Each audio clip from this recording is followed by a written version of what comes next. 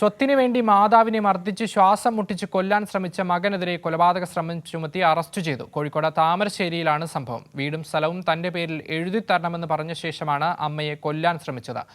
പുതുപ്പാടി സ്വദേശി ബിനീഷിനെയാണ് Thamarassery police arrest ചെയ്തത്. ചേതൻ ചേർന്നുണ്ട് വിവരങ്ങളുമായി. ചേതൻ, ഒരിക്കലും ന്യായീകരിക്കാനാകാത്ത ഒരു കൃത്യമാണ് ഈ യുവാവ് ചെയ്തത്. എന്താണ് വിശദാംശങ്ങൾ? അതെ അക്ഷയ്, സ്വത്ത് തന്റെ പേരിൽ എഴുതി തരണമെന്നും അതുപോലെ തന്നെ മാതാവിന്റെ സ്വർണം തനിക്ക് നൽകണമെന്നും ആവശ്യപ്പെട്ടാണ് 75-കാരിയായ മേരിയെ മദ്യലഹരിയിൽ മർദ്ദിക്കുകയും ശ്വാസം മുട്ടിച്ച് കൊലപ്പെടുത്താൻ ചെയ്ത സംഭവത്തിലാണ് ഇപ്പോൾ മകനും പുതുപ്പാടി സ്വദേശിയുമായ ബിനീഷിനെ താമരശ്ശേരി പോലീസ് അറസ്റ്റ് ചെയ്തത്. വ്യാഴാഴ്ച രാത്രി 9:30 കൂടിയാണ് ഈ സംഭവം നടക്കുന്നത്.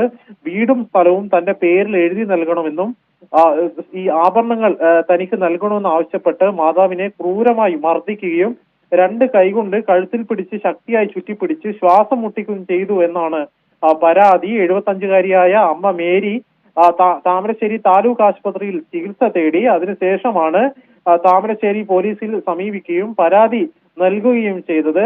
ഈ വീട്ടിൽ അമ്മയും മകനും മാത്രമാണ് നിലവിൽ താമസിക്കുന്നത്.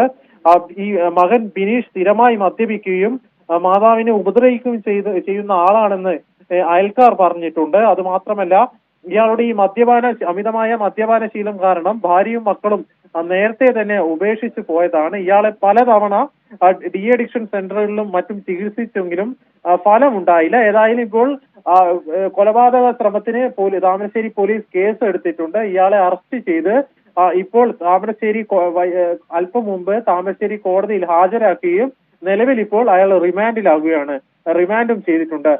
അക്ഷയ്, ശരി. കോഴിക്കോട് താമരശ്ശേരിയിൽ സ്വത്ത് തന്റെ പേരിൽ എഴുതിത്തരണമെന്ന് ആവശ്യപ്പെട്ട് മാതാവിനെ ക്രൂരമായി മർദ്ദിച്ച മകനെ കൊലപാതക കുറ്റം ചുമത്തി അറസ്റ്റ് ചെയ്തിരിക്കുകയാണ്. ചേതൻ സാജനാണ് വിവരങ്ങൾ നൽകിയത്.